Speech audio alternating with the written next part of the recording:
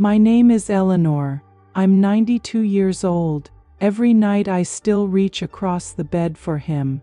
The sheets are cold now, have been for 11 years, but my hand keeps searching anyway. He died believing I forgave him.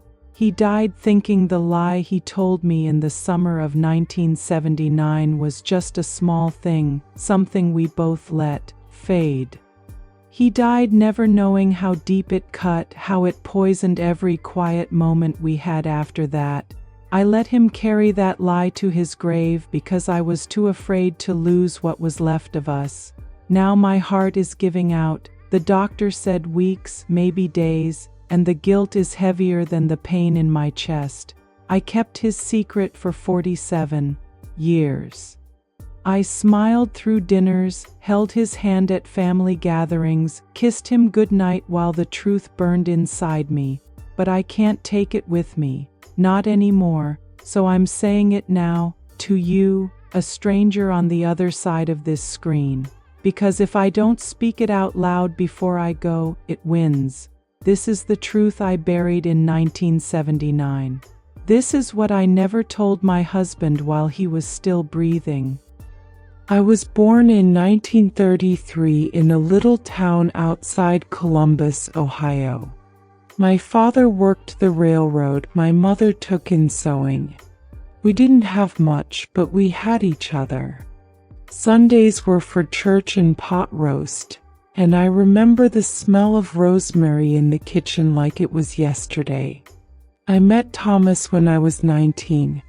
He came into the diner where I waitressed, ordered black coffee and apple pie, and stayed until closing just to talk. He had kind eyes and a quiet laugh that made everything feel safe. We married in 1954 under a big oak tree in my parents' backyard. I wore my mother's lace veil, he wore his best suit. The whole town came. Someone played Unforgettable on an old record player. When he kissed me, I thought, this is forever. We bought a small house on Maple Street. 2 bedrooms, 1 bathroom, a porch swing that creaked when the wind blew. Thomas worked at the steel mill. I stayed home after our first child came. Sarah arrived in 1956, then Michael in 1959. They were loud, messy, perfect. Thomas was a good father in the beginning. He'd come home smelling of metal and sweat, scoop them up, spin them around until they squealed. At night he'd read them stories in that deep, steady voice of his. I'd watch from the doorway and think how lucky I was. But the mill changed him slowly. Long shifts turned into double shifts. He started drinking more after work. Just a couple beers at first, then more. He'd come home late, quiet, distant. I told myself it was the job. I told myself men get tired. In 1968, the mill laid off half the crew. Thomas kept his job, but the fear never left him. He worked harder, stayed later. The house got quieter. The kids grew up fast. Sarah moved out at 18. Michael joined the Navy at 19. I missed them every day, but Thomas and we still had each other. Or so I thought. Then came the summer of 1979. Thomas had been acting strange for weeks. Coming home even later, showering before he walked in the door, avoiding my eyes when I asked how his day was. I didn't want to believe what my heart was whispering. One evening in July, I found a receipt in his coat pocket. A motel outside town. 2 rooms. 1 night. Paid in cash. I sat at the kitchen table until he came home at 2 a.m. The house was dark except for the stove light. He walked in, saw me sitting there, and froze. "Eleanor," he said. His voice cracked on my name. I held up the receipt. My hand was shaking so bad the paper rattled. He didn't lie at first. He just looked at the floor. It was one time, he said finally. Just one stupid mistake. I was drunk. I didn't mean anything by it. I felt something inside me break. Not loud, not dramatic, just a quiet snap like a twig underfoot. I could have screamed. I could have thrown things. I could have left. Instead I said, I believe you. It was nothing. Let's never talk about it again. I said it because I was terrified. Terrified of being alone at 46. Terrified the kids would find out. Terrified the life we built would collapse if I let the truth breathe. So I buried it. I smiled the next morning when he kissed my cheek before work. I made his coffee the way he liked it. I pretended the receipt never existed. But the lie didn't stay buried. It grew roots. Every time he came home late after that, I smelled perfume that wasn't mine. Every time he said, I love you, I heard the echo of that motel room. Every time we sat on the porch swing together, I felt the space between us widen. I never asked again. I never brought it up. I let him think I had forgiven him. I let him think I believed it was nothing. And year after year, the silence became its own lie. I told myself I was protecting our marriage, protecting our children, protecting him. But really, I was protecting myself from the pain of admitting I had married a man who could do that to me, and that I had chosen to stay anyway. That silence lasted decades. I watched Thomas grow older right beside me.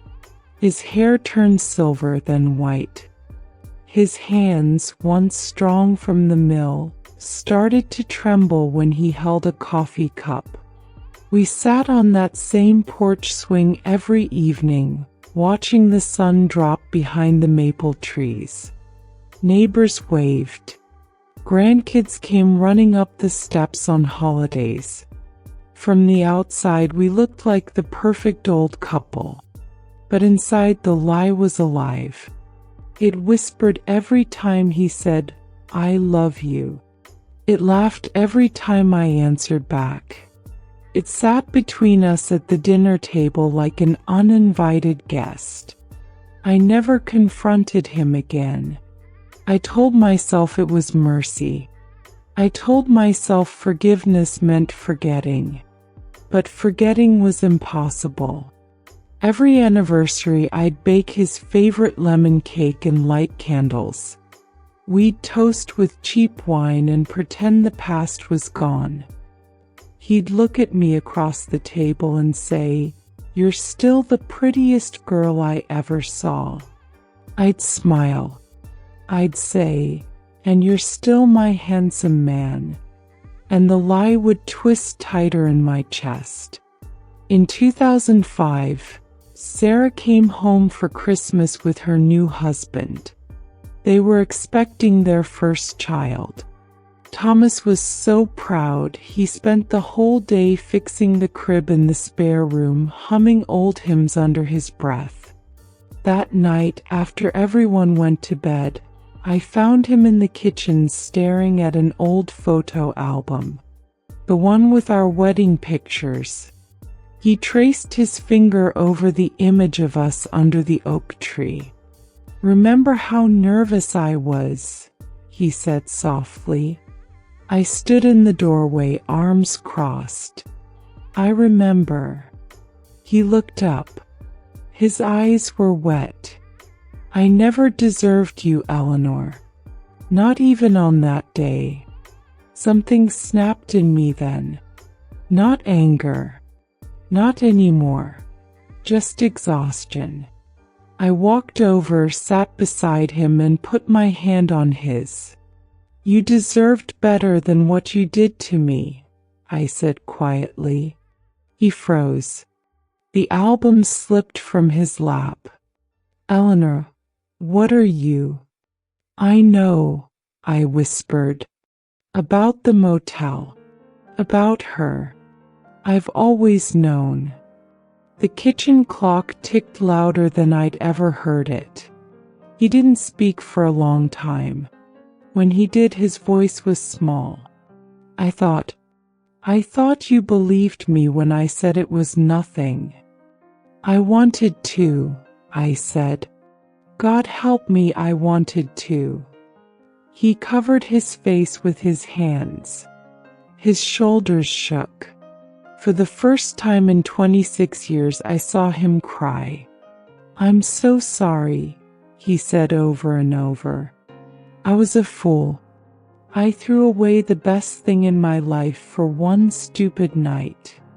I didn't comfort him. I didn't tell him it was okay. I just sat there, letting him feel the weight he'd made me carry alone. When he finally looked at me, his eyes were red and pleading.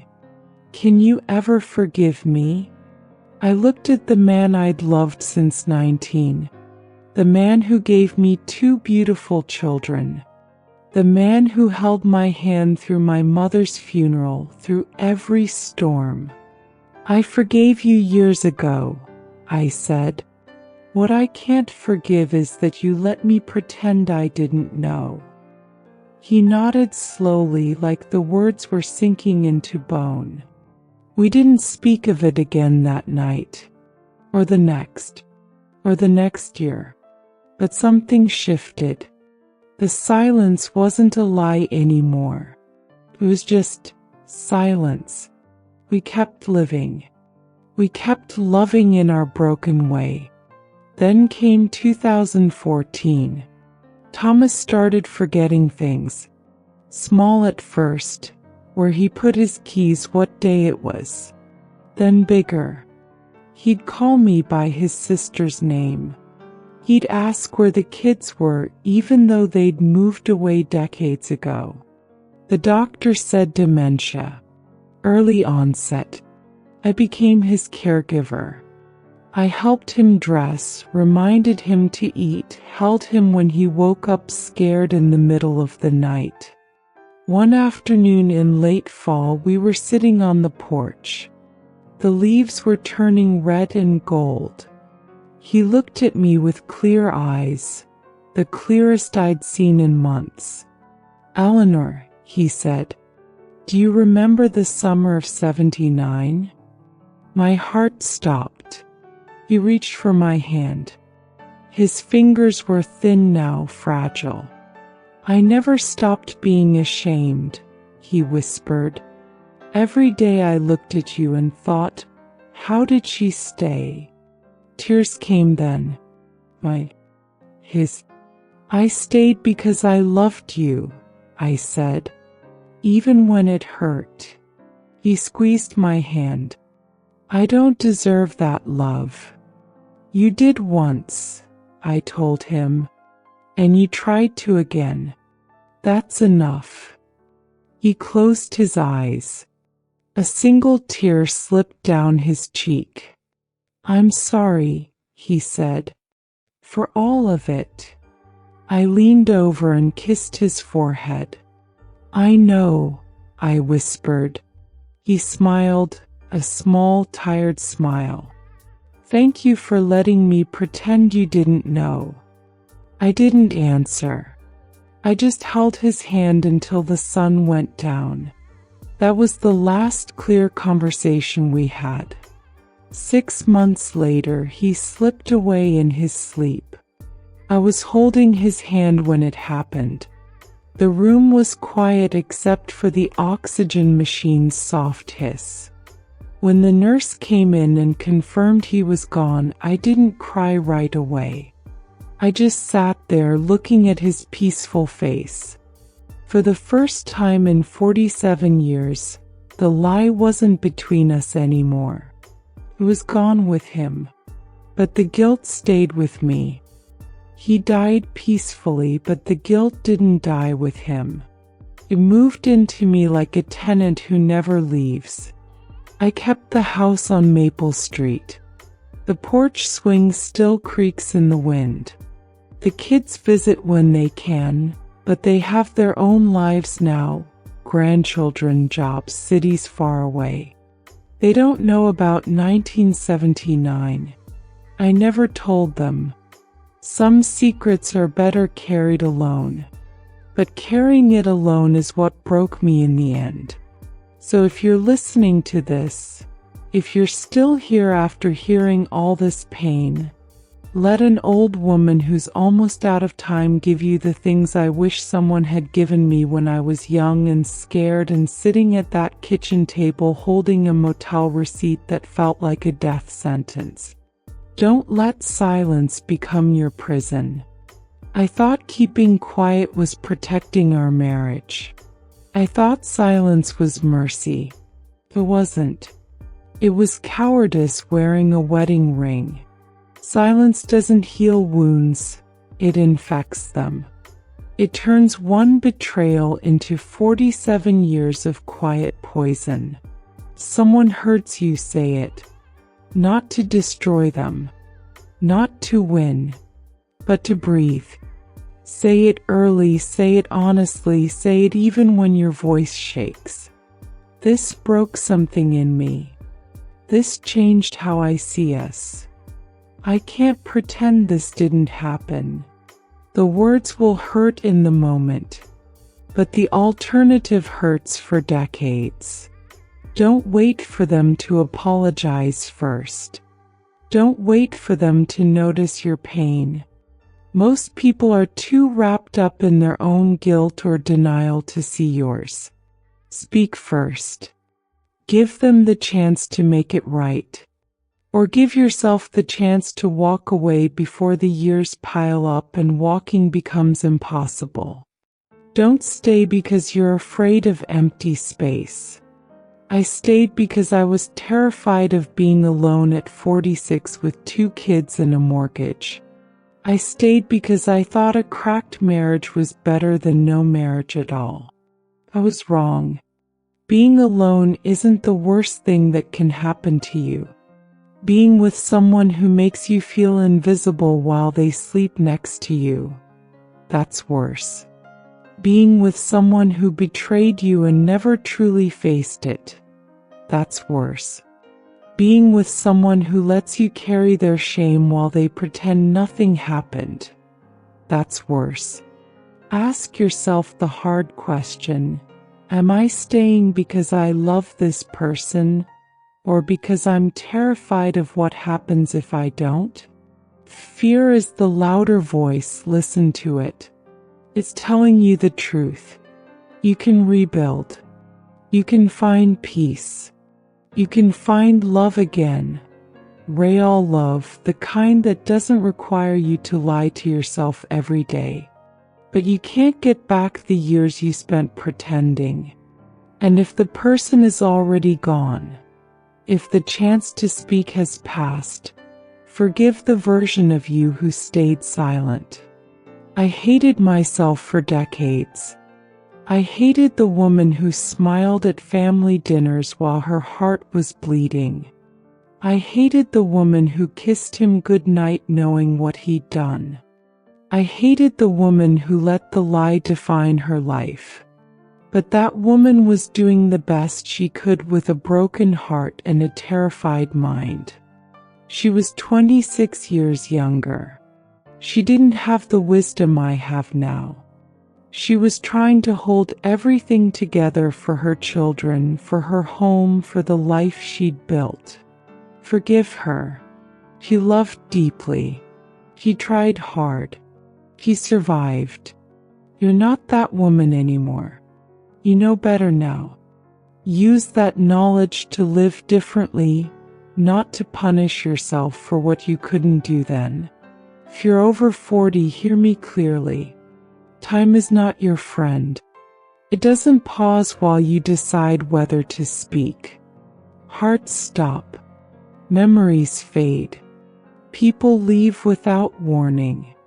Right now, while your hands can still hold a phone, while your voice can still be heard, while the person you need to talk to is still breathing, do it. Call them. Text them. Sit them down. Write the letter if speaking feels too hard. Say, I love you. Say, you hurt me. Say, I'm sorry. Say, I forgive you. Say whatever has been rotting inside you for years. Don't wait for courage to arrive on its own. Courage comes after the first word leaves your mouth. Don't wait for the perfect moment. There is no perfect moment. There is only now. Because one day you'll wake up and the other side of the bed will be empty forever. The swing will creak for one person.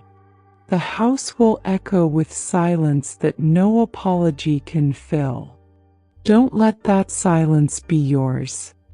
I don't know how many more mornings I have left. Maybe this recording is the last thing I do. Maybe these words are the only legacy I leave that matters. If they reached you, if they made your chest tighten, if they reminded you of someone you've been avoiding or something you've been burying, then maybe that's why I'm still breathing today. To say it out loud before I can't. To give you the push I never got. If this story moved you, if it made you think about the people you love and the things you've never said, subscribe. Every week another voice like mine will speak. Another regret carried too long. Another truth told before the grave claims it. Because some lessons should not be learned the hard way. Some apologies should not wait until it's too late. Some silences need to be broken while there's still time to heal. Thank you for staying with me until the end. If you're still listening, go tell someone you love them today. Tell them the hard thing. Tell them the true thing. Before the bed grows cold. Before the swing holds only one. Before the silence becomes all that's left. I'm Eleanor. I'm 92. And this was my truth. Goodbye.